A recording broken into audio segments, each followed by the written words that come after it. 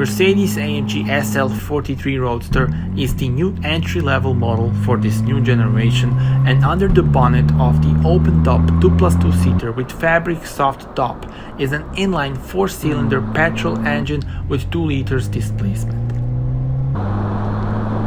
This is the first time in the world that an electric exhaust gas turbocharger is being used in a production vehicle. The Mercedes-AMG SL 43 has an output of 381 horsepower and a maximum torque of 480 Nm, plus an additional short-term boost of 10 kilowatts.